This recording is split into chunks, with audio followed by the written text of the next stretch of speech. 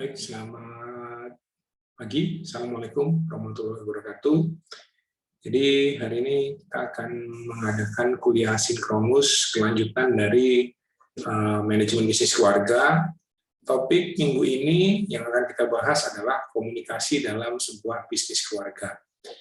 Jadi sudah kita ketahui bersama bahwa di dalam sebuah bisnis keluarga diperlukan sebuah komunikasi yang baik antara elemen-elemen yang ada di dalam bisnis keluarga tersebut. Oleh karenanya, maka kita perlu mempelajari bagaimana sebuah komunikasi bisa terjalin atau terbentuk di dalam sebuah bisnis keluarga. Baik, kita mulai bahwa pertama adalah bagaimana komunikasi dalam bisnis keluarga. Ya, kalau kita mengacu pada teorinya Kasrut dan Brandbeck tahun 2011, maka di sini disebutkan bahwa komunikasi merupakan hal yang penting. Ya, di dalam sebuah bisnis, mau itu bisnis keluarga atau bukan bisnis keluarga, komunikasi bisnis merupakan hal yang penting. Ya, di banyak kasus menurut Kasrut dan Brandbeck ini dikarenakan sebuah komunikasi yang tidak efektif antara elemen-elemen yang ada di dalam sebuah bisnis keluarga, maka akan mengakibatkan kemunduran yang bahkan pada akhirnya bisa mengakibatkan keruntuhan bisnis keluarga tersebut. Jadi memang sudah dibuktikan di beberapa bisnis keluarga di dunia bahwa perlu adanya sebuah komunikasi yang efektif dari elemen-elemen yang ada di dalam bisnis keluarga tersebut. Nah, sebuah komunikasi bisnis yang tidak baik atau yang kurang baik ini akan mengakibatkan terjadinya sebuah konflik. Seringkali akan mengakibatkan sebuah konflik di antara anggota keluarga atau antara anggota keluarga dengan pihak-pihak yang mengelola perusahaan keluarga. Sehingga perlu adanya sebuah komunikasi yang efektif, yang baik, jika sebuah perusahaan keluarga ingin mengurangi konflik yang terjadi di dalam. Perlu kita ketahui bahwa sebuah konflik yang terjadi di dalam sebuah bisnis seringkali terjadi karena adanya sebuah atau kan adanya kepentingan-kepentingan yang berbeda antara pihak satu dengan pihak lainnya, sehingga untuk menyamakan kepentingan-kepentingan tersebut diperlukan sebuah komunikasi yang baik. Secara teori, komunikasi yang baik di dalam sebuah bisnis, khususnya sebuah bisnis keluarga, ini akan sangat penting dalam proses pengambilan keputusan. Sebuah komunikasi yang baik akan mempercepat proses pengambilan keputusan tersebut. Akan tetapi ketika komunikasi tersebut tidak baik, maka akan semakin lambat pengambilan keputusan di dalam bisnis keluarga tersebut. Sehingga jelas dari hal ini bahwa sebuah komunikasi, proses komunikasi, bagaimana pesan disampaikan dari pengirim pesan pada penerimanya dan bagaimana feedback-nya, ini sangat penting di dalam sebuah bisnis keluarga. Ya. Oke. Berikutnya akan saya jelaskan bahwa di dalam bisnis keluarga ya terdapat beberapa teknik yang bisa atau dapat digunakan dalam di dalam sebuah bisnis keluarga. Yang pertama adalah kita bisa melihat dari komunikasi informal atau fireside chat. Jadi komunikasi informal ini adalah sebuah komunikasi yang tidak terstruktur, informal di antara elemen-elemen yang ada di dalam bisnis keluarga tersebut. Ya, jadi ini adalah komunikasi yang paling mudah dilakukan karena tidak ada tata cara atau tidak ada hal-hal yang secara formal mengaturnya. Ini disebut sebagai fireside chat. Ya. Kemudian setingkatnya yang menjadi lebih formal itu ada yang kita sebut sebagai written communication atau dalam bahasa Indonesia kita sebut sebagai komunikasi tertulis. Ya, di dalam sebuah komunikasi tertulis ini maka ada beberapa keuntungan dan juga ada beberapa kelemahannya. Pertama, jika kita bicara komunikasi tertulis, maka keuntungannya adalah kita mampu memiliki sebuah cadangan atau mungkin bisa kita sebut sebagai backup ketika komunikasi sudah dilakukan, karena kita memiliki bukti-bukti tertulis yang di kemudian hari masih bisa menjadi sebuah dasar. Ya, tetapi ada kelemahan pula bahwa sebuah komunikasi tertulis itu sangat rentan dengan yang namanya pemahaman emosi. Contoh saja ketika kita di dalam sebuah bisnis, kita tulis dengan semua huruf besar, padahal mungkin itu adalah sebuah abbreviation atau singkatan, tapi bagi orang yang tidak memahami, ini bisa disebutkan bahwa ini sedang marah atau hal lainnya. Ya, dan ini sedang terjadi. Nah, sehingga memang komunikasi tertulis ini sangat rentan terhadap pemahaman yang berbeda, sehingga ya di dalam beberapa hal memang kalau memungkinkan komunikasi bisa dilakukan secara langsung, walaupun written communication juga memiliki banyak keuntungan. Kemudian selain written dan komunikasi informal atau fireside chat, kita juga punya di dalam teknik komunikasi bisnis keluarga khususnya ya. Ini ada annual social function. Jadi di annual social function ini anggota bisnis keluarga tidak hanya berbicara atau berdiskusi dengan sesamanya atau menggunakan bahasa komunikasi tertulis, tetapi di dalam setiap ini pasti akan ada sebuah ajang tahunan di mana semua akan berkumpul bersama membicarakan perusahaan. Ya, annual social function ini biasanya dibuat secara informal, tetapi berkumpul secara bersama di mana acara tersebut akan dilakukan untuk membahas secara umum perusahaan. Kemudian kita juga punya joint meetings atau rapat-rapat berskala kecil, biasanya rapat-rapat ini antar bagian, antar departemen untuk mencari sebuah solusi atau menyelesaikan masalah. Ada juga rapat direksi, di mana rapat direksi ini regular request ya, biasanya tergantung pada agenda dari direksinya. Dan terakhir adalah governing committee. Governing committee ini rapat yang dengan skala besar, di mana rapat ini biasanya membahas secara formal tentang bagaimana strategi-strategi dari perusahaan tersebut. Nah, jadi ini adalah secara umum teknik-teknik komunikasi yang bisa atau dapat kita gunakan di dalam sebuah perusahaan keluarga. Berikutnya saya akan menjelaskan tentang keutamaan dari rapat keluarga. Jadi di dalam sebuah bisnis keluarga terdapat dua hal penting di dalam rapat bagi sebuah rapat keluarga. Pertama adalah sebagai peran mediasi, yaitu peran untuk mencari solusi. Karena seringkali ketika ada sebuah masalah, maka di dalam bisnis keluarga kita mencoba untuk mencari solusinya, sehingga rapat keluarga ini akan mencoba untuk menjadi memediasi permasalahan-permasalahan yang timbul. Kemudian ada juga peran, yaitu peran edukasi. Jadi selain komunikasi dalam bentuk rapat keluarga, selain menjadi rapat keluarga sebagai peran mediasi, rapat keluarga ini juga seringkali berfungsi sebagai edukasi ya, sebagai media untuk mengedukasi anggota dari perusahaan tersebut. Sehingga di sini adalah media untuk mendiseminasikan informasinya. Nah, jadi di sini kalau kita berkaca pada teori yang dirumuskan Koza pada tahun 2010, itu dikatakan bahwa rapat keluarga merupakan forum terbaik yang dapat menjadi mediasi dalam menentukan hak dan kewajiban setiap anggota keluarga yang terlibat dalam pengelolaan atau mengelola sebuah bisnis tersebut. Sehingga rapat keluarga ini merupakan salah satu media komunikasi yang baik di dalam sebuah bisnis keluarga. Dan ini harus dilakukan secara reguler dalam rangka itu tadi, apakah ini mencari sebuah solusi, yaitu peran mediasi, atau dalam mengedukasi, memberikan atau memperoleh informasi. Itu adalah kita ketika kita bicara tentang rapat keluarga.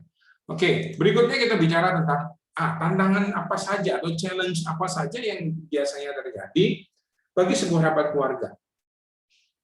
Ya, ketika kita bicara rapat keluarga tanpa melibatkan sebuah bisnis, sebuah usaha, maka rapat tersebut menjadi ya ajang silaturahmi, ajang berkumpul, atau ajang merekatkan persaudaraan, seperti itu.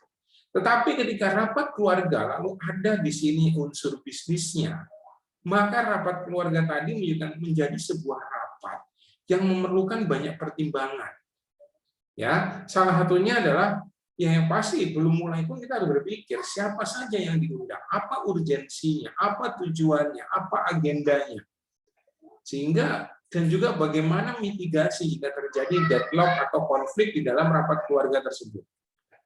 Nah, berikutnya adalah rapat keluarga memiliki ikatan emosional yang tinggi, ya pasti ya, karena bagaimanapun juga anggota dari peserta dari rapat keluarga tersebut mayoritas adalah anggota keluarga. Sehingga ya seringkali rapat atau istilahnya semacam konflik yang terjadi itu seringkali itu tidak dapat diselesaikan secara objektif dan tepat sasaran oleh rapat keluarga. Ya karena memang di dalamnya terjadi adanya sebuah ikatan emosional yang sangat tinggi. Seperti itu. Ya, jika kita bicara tentang rapat keluarga. Oke, sekarang kita bicara tentang persiapan rapat keluarga. Sehingga ketika kita, ini jelas konteksnya adalah ketika kita menggelar rapat keluarga yang terkait dengan pengelolaan sebuah manajemen bisnis atau terkait dengan pengelolaan sebuah bisnis keluarga. Ya. Oke, ketika kita bicara tentang rapat persiapannya, maka apa saja sih yang harus kita siapkan agar apa? Agar rapat tersebut menjadi rapat yang efektif, mencapai tujuan dan sasaran yang baik. Ya, sehingga kita perlu mempersiapkannya. Apa saja yang perlu kita siapkan? Baik, yang pertama kali adalah kita tentukan dulu topik rapat. Ya, biasanya topik rapat ini harus dicantumkan pada undangan-undangan rapat. Di beberapa rapat keluarga biasanya akan dicantumkan rapat hari, waktu, kemudian agenda atau topiknya. Topik 1, topik 2, misalnya ada 2 topik, dan topik ketiga itu lain-lain.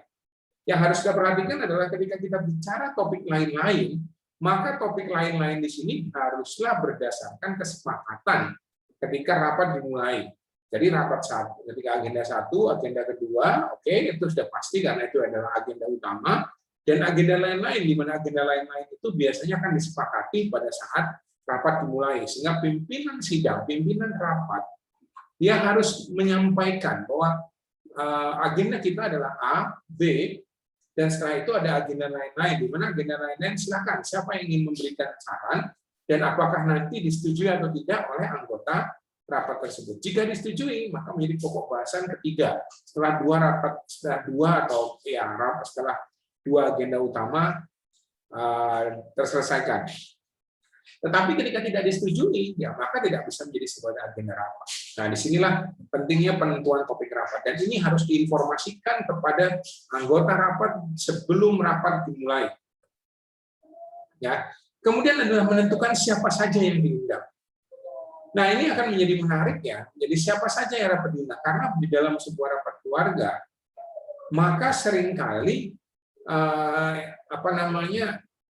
seringkali tadi karena emosional ini terjadi di banyak kejadian, misal saja yang diundang adalah si pemilik perusahaan, salah satu pemegang saham, misal saja adalah orang tuanya. Tetapi karena orang tuanya tidak bisa hadir, dia meminta kepada salah satu anaknya untuk menghadiri. Nah, ketika si anak bukan merupakan pihak yang diundang, maka tidak bisa begitu saja si anak ini mewakili orang tuanya datang. Sehingga jelas pada saat penentuan siapa yang diundang, itu orang-orang yang diundang haruslah jelas tertulis dan jelas disepakati. Nah, ketika ada pergantian, misal saja seorang tua tidak bisa hadir, seorang tua tidak bisa hadir, dan ingin digantikan anaknya atau salah satu anggota keluarga lainnya, maka dia harus memberikan sebuah kuasa. Kenapa? Karena di dalam rapat keluarga, komunikasinya seringkali adalah komunikasi dalam pengambilan keputusan. Sehingga ketika pengambilan keputusan, maka jelas harus pihak-pihak yang berwenang sesuai dengan anggaran dasar dan anggaran rumah tangga perusahaan tersebut, itulah yang mengambil keputusan. Sehingga ketika diwakili, maka harus ada jelas tertulis bahwa siapa yang memberikan kuasa dan siapa yang diberikan kuasa. Kemudian rapat yang ketiga, persiapan adalah menentukan jadwal rapat. Nah, menentukan jadwal rapat ini juga tidak menjadi sebuah poin yang mudah, karena kita harus mensepakati bahwa yang hadir paling tidak adalah 2/3 dari anggota yang diundang dalam rapat keluarga ini. Agar apa? Karena seringkali tadi saya jelaskan bahwa adanya keputusan-keputusan yang biasanya harus diambil dalam sebuah rapat keluarga.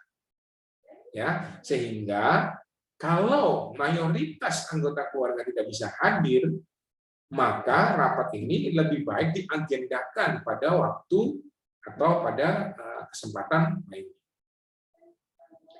Baik, setelah kita menentukan jadwal, maka ada yang menarik, yaitu menentukan perlu atau tidaknya mengundang penasihat. Penasihat ini bisa konsultan, bisa pihak di luar atau pihak eksternal.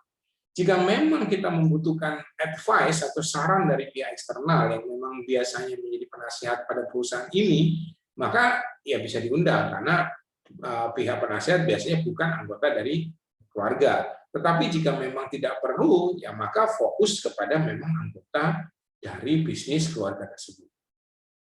Nah, yang terakhir adalah menentukan ruang lingkup diskusi. Ini apa gunanya? Agar diskusinya tidak merembet kemana-mana, sehingga pada pembahasannya, setelah topik ditentukan, ruang lingkupnya pun harus jelas. Sehingga jangan sampai diskusi atau komunikasi yang terjadi ini merembet dan akhirnya sampai ke bagian-bagian yang seharusnya tidak menjadi topik atau agenda di dalam rapat tersebut. Sehingga harus ada penentuannya, dan moderator atau siapapun yang nanti diminta ditunjuk untuk mengatur jalannya rapat keluarga tadi sebagai media komunikasi, yang mampu mengatur ritme dari diskusi tersebut. Dan moderator tersebut harus mampu meng-cut atau menyetop atau meneruskan, mengatur lalu lintas jalan diskusi. Nah, 5 hal ini merupakan hal yang penting yang harus disiapkan ketika rapat keluarga sebagai media komunikasi di dalam bisnis keluarga itu dilakukan. Ya, dengan adanya ruang lingkup yang jelas, dengan adanya 5 hal ini, maka rapat keluarga sebagai media komunikasi dalam bisnis keluarga akan dapat dilaksanakan. Baik, saya akan lanjutkan terkait dengan alur komunikasi bisnis keluarga. Ya, kalau kita bicara terkait alur komunikasinya dalam bisnis keluarga, maka kita bisa berkaca pada Ekman dan McClure tahun 2012. Di sini kita bisa lihat bahwa ada dua bagian ya. Pertama adalah bagian pada perusahaan di mana diwakili oleh direksi dan CEO, di mana direksi adalah board of directors, CEO adalah part of management. Sedangkan di sisi satunya ini adalah anggota dari pemilik perusahaan, yaitu anggota keluarga.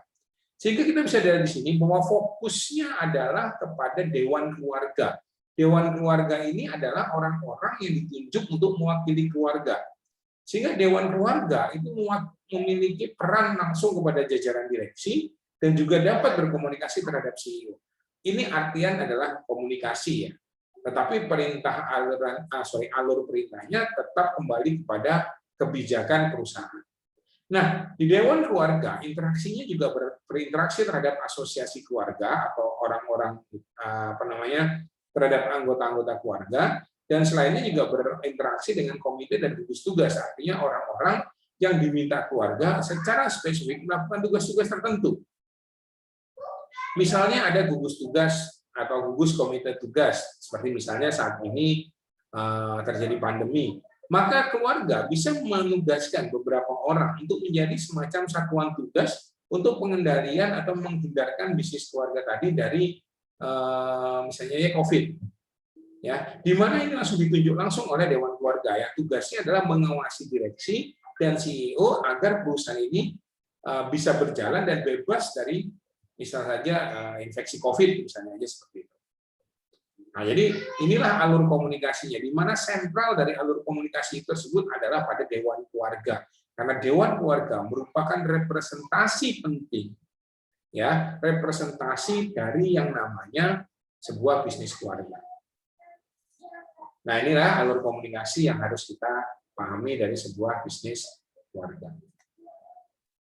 Oke, kalau kita bicara terkait dengan komunikasi yang harus dimiliki dalam sebuah bisnis keluarga, maka kita harus berbicara terkait pertama adalah komunikasi interpersonal yang efektif. Ya, kemampuan komunikasi interpersonal yang efektif ini sangat dibutuhkan, karena ketika kita mampu melakukan komunikasi interpersonal yang baik, yang efektif, maka kita bisa menjaga komunikasi yang baik antar anggota organisasi keluarga tersebut. Ya. Kemudian kemampuan memberikan respon. Kita harus ingat bahwa di dalam sebuah komunikasi itu seringkali tidak boleh hanya satu arah. Artinya hanya komunikan men-send message tanpa adanya feedback. Komunikasi ini harus dilakukan secara dua arah ya, adanya imbal balik. Nah, oleh karenanya, agar terjalin sebuah komunikasi yang baik, maka dibutuhkan sebuah kemampuan untuk memberikan respon. Yang sering terjadi adalah bagaimana kita ini memberikan informasi terus, tetapi kita tidak mau atau jarang mendengarkan apa yang disampaikan orang lain. Sehingga kita harus memahami bahwa komunikasi itu dilakukan dalam dua arah. Karena dilakukan secara imbal balik, maka kita harus mampu memberikan sebuah respon. Kalau komunikasi hanya dijalankan hanya dalam satu arah saja, tanpa adanya respon atau feedback, maka akan sulit untuk tercapai yang namanya sebuah keefektivitasan dalam komunikasi tersebut. Ya, jadi sangat dibutuhkan kemampuan memberikan respon dari sebuah komunikasi pada bisnis keluarga. Nah, yang ketiga adalah bagaimana mengelola konflik secara personal. Ya, karena di dalam sebuah komunikasi adanya noise atau gangguan hambatan seringkali membuat informasi yang kita ingin sampaikan itu tidak bisa tersampaikan dengan baik, sehingga ini rawan atau riskan terjadi yang namanya konflik personal antara pengirim pesan dengan orang yang menerima pesan, apalagi kalau pesannya dalam bentuk written atau pesan tertulis. Sehingga ketika kita ingin melakukan sebuah komunikasi yang baik, maka kita pun harus memiliki yang namanya kemampuan mengelola konflik secara personal. Konflik personal ini agar apa? Agar ketika konflik ini, agar terjadinya perbedaan pendapat atau hal-hal yang sangat riskan atau sangat berpotensi membuat sebuah konflik menjadi sebuah konflik, kita mampu mengelolanya. Ya, sehingga kemampuan pengelolaan konflik personal di dalam anggota keluarga, dalam bisnis keluarga ini menjadi sangat penting. Tadi sudah saya jelaskan bahwa adanya emotional attachment yang sangat erat, sehingga ketika pengelolaan emotional attachment ini akan berbeda ketika bisnis ini bukan bisnis keluarga. Ya, komunikasi dalam bisnis keluarga ini memang ya menjadi hal yang sangat riskan, ya, menjadi hal yang sangat beresiko ketika kita tidak memiliki kemampuan-kemampuan yang baik. Oke, sekarang pertanyaannya adalah apakah ketika kita melakukan sebuah komunikasi di dalam bisnis keluarga, perlu tidak adanya sebuah tenaga profesional? Nah, di sini topik yang saya angkat di dalam slide ini salah satunya adalah pemanfaatan atau memanfaatkan tenaga profesional. Ya, di sini dijelaskan bahwa tenaga profesional itu dapat menawarkan kemampuan dan keahlian khusus untuk meningkatkan efektivitas kinerja bisnis. Nah, pertanyaannya adalah, apakah kita membutuhkan mereka tidak dalam komunikasi? Ketika memang bisnis tersebut membutuhkan suatu bantuan, baik advice maupun memang tindakan yang perlu dilakukan, maka memang tidak ada salahnya sebuah perusahaan keluarga tadi melibatkan seorang profesional untuk membantu, ya, menggunakan keahlian dan kemampuannya untuk meningkatkan efektivitas dan kinerja dari perusahaan tersebut. Ini tidak akan mengganggu, karena bagaimanapun tenaga profesional, pola komunikasinya adalah pola komunikasi profesional.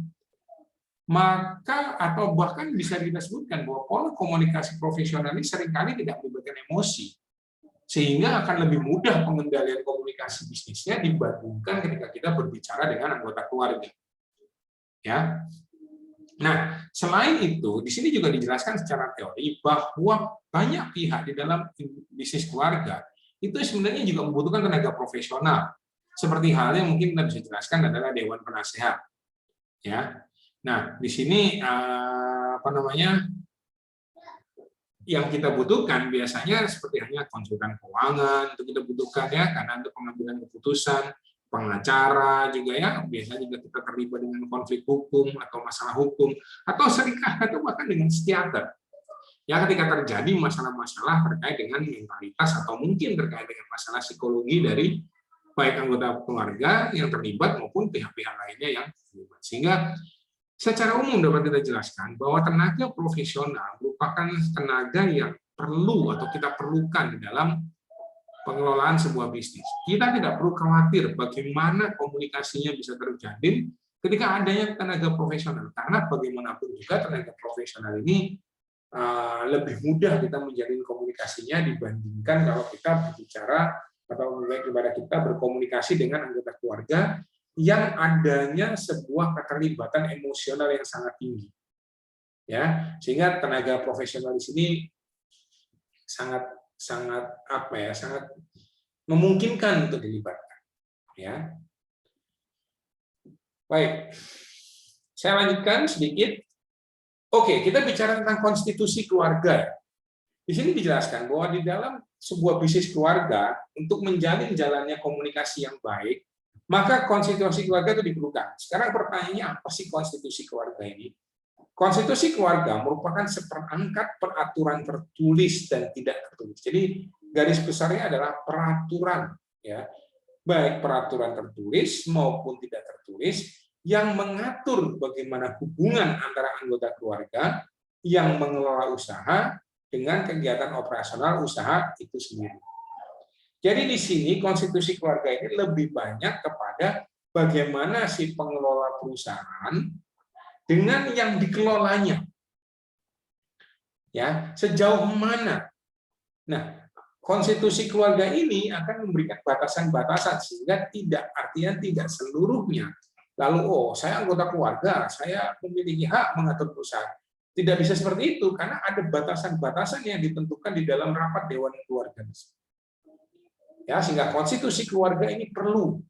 Anda sebagai calon pemilik bisnis keluarga atau pemilik bisnis keluarga harus memiliki konstitusi dalam keluarga, atau di dalam bahasa kita ini semacam ADART perusahaan keluarga. Ya. Nah, konstitusi keluarga tidak memiliki ikatan hukum dan merupakan perwujudan dari budaya keluarga terhadap budaya organisasi pada usaha yang sedang dikelola oleh keluarga tersebut. Nah, mungkin berbeda dengan ADART, ya, sedikit berbeda. Kalau ADART biasanya memiliki semacam konsekuensi hukum, tetapi konstitusi keluarga ini lebih pada nilai-nilai yang dianut oleh keluarga bisnis tersebut, ya, yang dimana istilahnya lebih kepada dilandasi pada budaya yang berlaku pada bisnis keluarga tersebut. Ya, nah sehingga konstitusi keluarga ini akan membantu kita mengatur jalannya perusahaan. Jika dilegalkan, dia akan menjadi yang namanya anggaran dasar dan anggaran rumah tangga, di mana ADART berangkatnya dari konstitusi keluarga. Baik, saya kira yang terakhir ini ya, praktik dari konstitusi keluarga. Ya, yang pertama ini implementasinya langsung ya. Yang pertama kita harus pahami bahwa praktik konstitusi keluarga ini adalah satu, visi dan misi keluarga menjadi visi dan misi perusahaan. Jadi apa nilai-nilai yang dikandung di dalam keluarga tersebut, apa saja budaya, visi, misi, cita-cita yang dianut di sebuah bisnis keluarga, ini akan menjadi visi dan misi perusahaan. Karena nilai-nilai yang dianut tersebut, ini yang akan diimplementasikan. Sebagai contoh misalnya, jika keluarga tersebut merupakan keluarga yang memiliki memang nilai-nilai, misalnya saja kekeluargaan yang baik, memiliki kekeluargaan yang erat, maka bisa dibayangkan atau bisa diprediksi bahwa ketika perusahaan ini dijalankan, maka nilai-nilai kekeluargaan tersebut akan menjadi nilai-nilai yang mendasari. Berbeda dengan keluarga yang memang memiliki pandangan bahwa task oriented, ya, artinya memang berorientasi pada pekerjaan, pada tugas. Ketika itu nilai-nilai yang diambil atau dianut, maka jelas ketika nanti diimplementasikan pada bisnisnya, maka bisnis tersebut akan lebih berorientasi pada pekerjaan atau tas tersebut. Sehingga jelas visi dan misi keluarga akan menjadi visi dan misi perusahaan.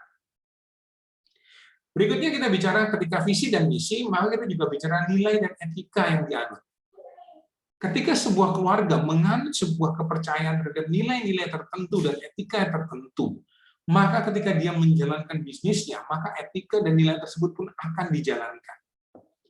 Bisa saja sebagai contoh, sebuah perusahaan keluarga yang dijalankan memang dengan nilai-nilai budaya suatu daerah yang kental, ya karena memang dilandasi pada keluarga itu adalah budaya-budaya yang kental, maka implementasi perusahaannya pun akan mengacu pada budaya tersebut. Begitu juga dengan etikanya, ya karena inilah yang menjiwai keluarga tersebut yang diimplementasikan di dalam bisnisnya. Kemudian praktek konstitusi keluarga juga dapat kita lihat dalam penempatan anggota keluarga pada level manajerial untuk memastikan nilai, etika, dan konstitusi keluarga diterapkan oleh setiap anggota keluarga yang ada di dalam usaha. Jadi bagaimana kita juga membutuhkan anggota keluarga di dalam operasional, ya dalam level manajerial. Kenapa? Untuk memastikan bahwa usaha ini bisa berjalan sesuai dengan nilai-nilai yang dianut oleh keluarga tersebut. Ya. Yang terakhir adalah rekrutmen sumber daya manusia, yang dimana karakter dari sumber daya manusia tersebut sesuai dengan kebutuhan dan keinginan keluarga. Sehingga mungkin seringkali bisa dilihat bahwa kecenderungannya ini seperti nepotisme ini atau semacam kolusi ini ya, karena memang perusahaan keluarga ini lebih mengedepankan kepada kedekatan karakter, ya, dimana ketika orang-orang yang direkrut itu dirasa kongruent, cocok dengan anggota keluarga, ya maka lebih kepada rekrutmennya ke sana. Sedikit berbeda dengan perusahaan profesional ya, karena perusahaan profesional lebih kepada kinerjanya. Ya itu tadi, karena tidak atau kurangnya emotional attachment. Sedangkan di bisnis keluarga, emotional attachment ini begitu kental dan sangat kuat dirasakan. Ya, jadi inilah praktik dari konstitusi keluarga. Baik, saya kira itu yang bisa saya sampaikan dalam perkuliahan asinkronus kita hari ini.